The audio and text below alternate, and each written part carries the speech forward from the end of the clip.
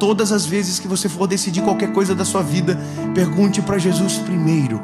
Todas as vezes que você for tomar qualquer decisão importante na sua história, pergunte para Jesus primeiro. Todas as vezes que você for fazer algo que altere o seu destino, pergunte para Jesus primeiro.